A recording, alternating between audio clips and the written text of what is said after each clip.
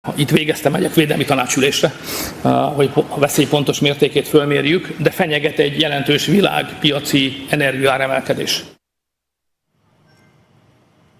Menteri Koordinator Bidang Perekonomian Airlangga Hartarto menanggapi kenaikan harga minyak mentah global yang melonjak tajam seiring perang antara AS Israel dan Iran yang menyebabkan Selat Hormuz ditutup.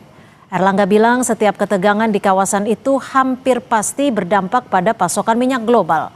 Pemerintah akan melihat eskalasi ke depan untuk mengantisipasi dampak ke Indonesia. Salah satunya kerjasama dengan pasokan selain di Timur Tengah. Udah pasti yang terganggu adalah suplai minyak, dan suplai minyak itu karena Selat Hormuz kan terganggu, belum juga Red Sea. Jadi kita lihat berapa jauh pertempuran ini akan terus berlangsung. Ya kan pemerintah sudah punya MOU untuk mendapatkan supply dari non Middle East. Misalnya kemarin Pertamina sudah bikin MOU dengan Amerika beberapa, dengan Chevron, dengan Exxon dan yang lain. Turut melirik Rusia nggak Pak? Apa? Turut melirik minyak Rusia nggak? Ya tentu kita monitor mana yang tersedia dan mana yang bisa import. Iran menutup Selat Hormuz yang merupakan jalur vital transit minyak global usai diserang Israel. Penutupan Selat Hormuz dilakukan pada Sabtu 28 Februari sebagai aksi balasan Iran terhadap serangan militer gabungan AS Israel. Selat Hormuz merupakan penghubung Teluk Persia ke Teluk Oman dan penutupan akan mengganggu pasar energi global.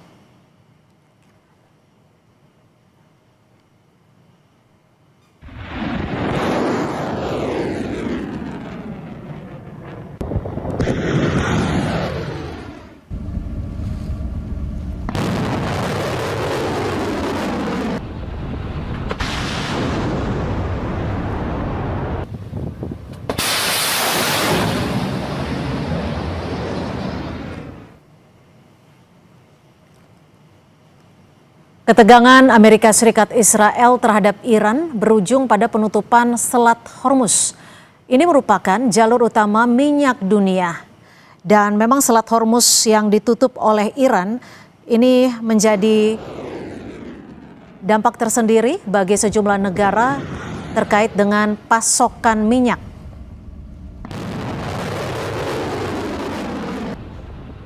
Ditutupnya Selat Hormuz yang merupakan jalur utama minyak dunia. Lalu seperti apa antisipasi pemerintah Indonesia terhadap potensi meroketnya harga minyak di pasar dunia? Kita akan bahas bersama juru bicara Kementerian ESDM Dwi Anggia. Selamat petang Mbak Anggia, terima kasih sudah bergabung bersama kami di Kompas Petang.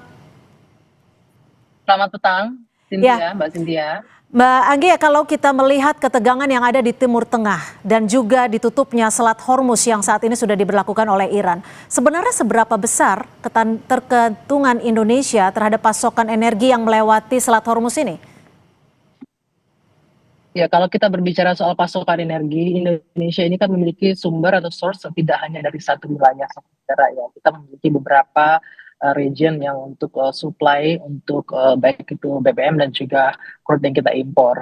Jadi bahwa ada kondisi geopolitik sekarang yang cukup, kalau kita bisa bilang sudah cukup memanas, berpengaruh atau tidak ya secara stok. Kita bisa bicara kalau stok untuk di dalam negeri tidak terganggu, tapi yang pasti ini akan menekan harga minyak dunia, Mbak Cynthia.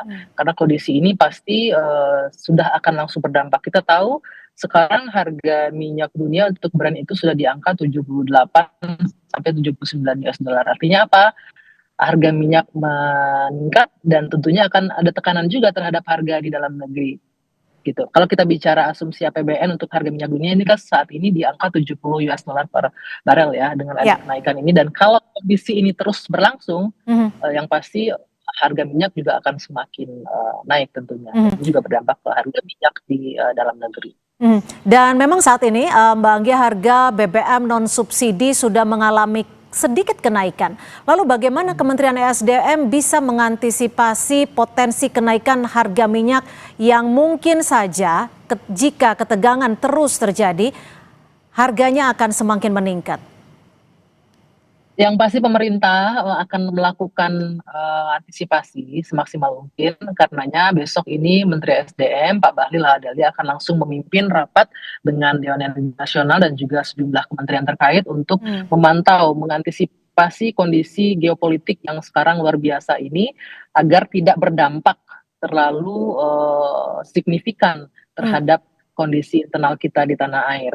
Dan kalau kita berbicara harga minyak naik, tentunya tidak hanya kepada harga minyak non subsidi ya, harga minyak subsidi pun tentu akan terimbas dalam hari ini. Artinya kalau kita bicara harga minyak subsidi naik, tentunya beban anggaran untuk subsidi juga akan pasti sudah terbebani, akan bertambah juga. Namun demikian, pemerintah akan melakukan mitigasi, antisipasi terkait hal ini sehingga kita tidak terlalu berdampak. Seperti yang saya bilang tadi, kita memiliki beberapa sumber untuk pasokan minyak tidak hanya dari negara di Timur Tengah ya, kita juga punya dari macam-macam, baik dari Afrika, kita punya dari Amerika juga dan lain-lain. Oke, jika nanti sumbernya tidak berasal dari Timur Tengah dan tidak melewati Selat Hormuz, apakah ini juga akan meningkatkan harga? Mengingat jalur yang akan semakin jauh, tentunya harga minyak yang dijual akan semakin mengalami pelonjakan cukup ekstrim. Kalau bicara jalur, sebenarnya kan karena kita sumbernya tidak satu, tidak terlalu berpengaruh. Yang pasti harga minyak naik disebabkan karena tekanan harga minyak dunia yang naik. Lebih kepada itu sih Mbak Cynthia. Mbak Anggia, ini sekedar antisipasi. Presiden Trump menyebutkan bahwa serangan akan berlangsung kurang lebih sekitar 4 pekan. Jika memang nantinya harga minyak melonjak ekstrim, siapa yang akan menanggung beban terkait dengan peningkatan harga? Apakah akan dialokasikan kepada APBN atau mungkin justru masyarakat yang akan menanggung? Dalam artian harga BBM akan naik. Kalau untuk ini yang pasti pemerintah akan berupaya semaksimal mungkin untuk menjaga daya beli masyarakat. Dalam artinya kalau untuk BBM bersubsidi sudah pasti akan menjadi tanggungan pemerintah dalam hal ini. Gimana caranya kita menjaga agar masyarakat daya belinya tetap terjaga, tidak terpengaruhi, tidak terdampak dari kondisi geopolitik yang terjadi saat ini. Kalau koordinasi SDM sendiri dengan pihak-pihak terkait untuk mengantisipasi pasokan sudah ada sejauh mana sampai saat ini Mbak Anggia?